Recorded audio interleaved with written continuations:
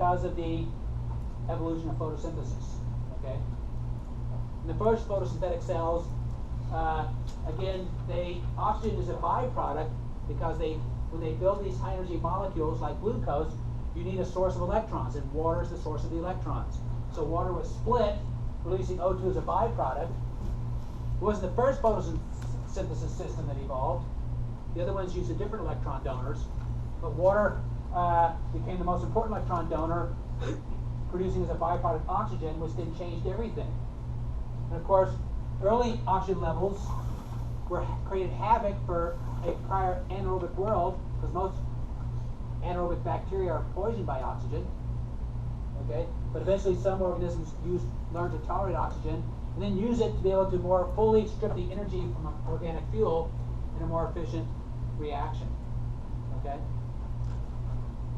and so we see that aerobic respiration became widespread after this sort of onset of the really first major chemical change in the atmosphere due to the oxygen accumulation. Okay, and with the evolution of aerobic respiration, the energy harvesting became much more efficient. You can extract usable energy 15 times, your yield is 15 times greater using oxygen as your electron trap compared to what we call anaerobic respiration.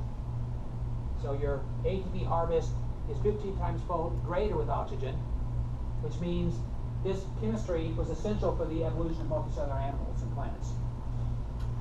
Because our metabolism is so large, we could never produce enough energy anaerobically. The yield of ATP is too low. So the oxygen revolution was a prior essential condition for the evolution of large multicellular active animals like ourselves. Okay. Here's the organelle responsible for aerobic respiration. This is the color-enhanced transmission electron micrograph, the mitochondrion. And they're very similar in size to their bacterial ancestors. We talked about the theory of endosymbiosis. Part of that theory is based on the observations that mitochondria have their own DNA. We refer to that as mtDNA. And in Bio 101b, we'll clone part of this genome, okay, using the polymerase chain reaction. And like bacteria, these organelles are mobile, and they divide through a process similar to bacteria called binary fission. So those are, you can see here is the mitochondria splitting in half. So those are two observations that support this theory of endosymbiosis.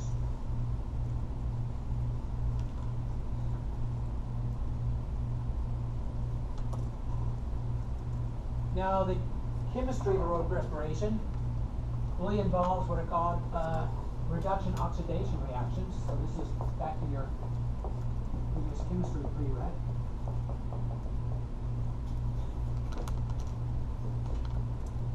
Okay. So if we talk about the combustion of methane or the aerobic respiration of organic fuel to produce usable energy, we're talking about redox reactions. Remember redox reactions? They were simple, right? Okay? And they always go together, because if you're oxidized, you lose electrons, and if you're reduced, you gain electrons, right? Remember oil rig? Remember that little phrase there? You guys remember that? No? Yes? Oxidation is loss, reduction is gain. Okay? The way to help you remember that is you're reduced when you gain electrons, because you're reduced, think about it, you're gaining negative charges. Okay? And if you gain an electron in reduction, what are you also going to gain with that? Counterbalance that negative charge. What's going to neutralize that negative charge?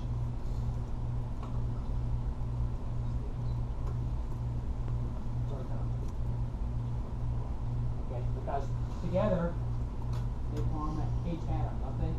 Isn't it hydrogen atom, a proton, and an electron? Right? So if you ever look at a reaction, you can tell what's reduced. It's the part that's got the hydrogens attached to it. If it loses the hydrogens, it's been oxidized. Okay? So let's look at the reaction, the combustion reaction of methane with oxygen. And this aerobic respiration is a controlled combustion. Oxygen is going to be the oxidizing agent. It's going to pull electrons away from methane. Okay? So this will be, the oxidizing agent becomes reduced. So notice oxygen now has hydrogen attached, it's reduced. And look at the position of the electrons. In this non-polar bond here, the electrons are equally shared between the two oxygen atoms. Notice here, they're no longer equally shared in this polar bond. So oxidation reduction can involve an electron transfer, but it can just really mean a shift in the degree of sharing. Here they're equally shared between these two oxygen atoms and the oxygen molecule. Here, in the water molecule, the product of this oxidation reduction reaction, the electrons are now more tightly owned by the oxygen. They're not equally shared anymore. We have a polar bond. The oxygen has gained the electrons proportionally, and to balance that charge, it's gained a proton. So oxygen's been reduced. If you're reduced, you're the oxidizing agent, which means you stripped electrons away from something else. Who lost the electrons? Methane. Look at these bonds. These are polar, non-polar bonds. Equally shared. Look at the carbon now. So carbon is going to be oxidized. It's going to lose its electrons. It's going to lose the electrons to oxygen. And look, after the reaction, here's the product. Here's carbon. Notice it lost its electrons. It's been oxidized because notice they're no longer, and it's a proportional loss. It's not a complete transfer, but now they're more tightly attracted to oxygen, this polar bond here. Okay? So it can be oxidation reduction can be a transfer of electrons, but it can also be a shift in the degree of sharing. In this case, from a equal sharing to now they barely have any of the electrons. Right? So carbon has been oxidized by the oxidizing agent. Okay? And oxygen's been reduced. You gain the electrons. And these reactions of aerobic respiration, they are redox equations just like this. Right? So CH4 becomes oxidized. Okay? And this, I like this because it shows us that typically non-polar bonds, where electrons are equally shared, these are high energy bonds.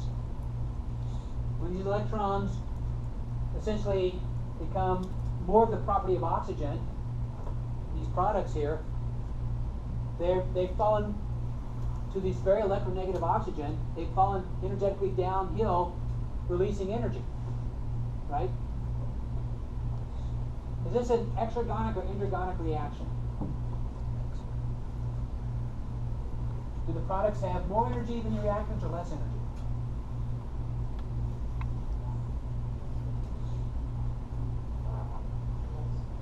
Can you burn methane as a fuel? Can you burn water as a fuel? Can you burn CO2? Is this energy-rich fuel? So these have less energy than these reactants. And you can see here the energy has been released. Energy came from this molecule here, these molecules here.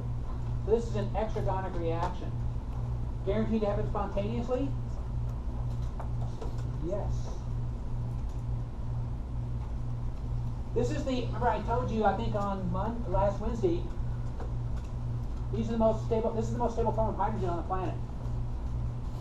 A very stable molecule, which means it's energy poor. Things that are stable are energy poor. Like, I've got two markers here. Okay? Which one's more stable? That one. Because of the gravitational field they're in, right? This one's less stable. Okay? And which one can change spontaneously? With just a little bit of nudge? That one or this one? That one. Okay? So things tend to go toward the most stable configuration, the most low energy form. So this reaction is guaranteed to go this way, and that's why most of the hydrogen on the planet has this H2O. Most of the carbon on the planet is this CO2. It's the most stable form of this carbon. These are the most stable low energy forms. So this is an exergonic reaction guaranteed to happen spontaneously once you overcome that little energy barrier here, the activation energy, right? Okay? It could be just the heat from a match. Boom, it goes. Right?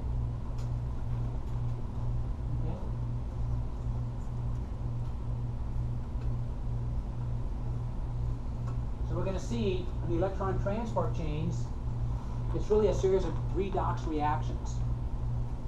And the reason the electrons flow through the transport chain is they go from a high energy fuel toward oxygen, downhill, energetically downhill. Guaranteed to happen. Once the electrons are delivered, they're going to flow through the transport chain, releasing energy. But unlike this energy is released as a blast of heat and light. That's good if you're around the campfire boiling water for coffee or tea, but not good for a cell.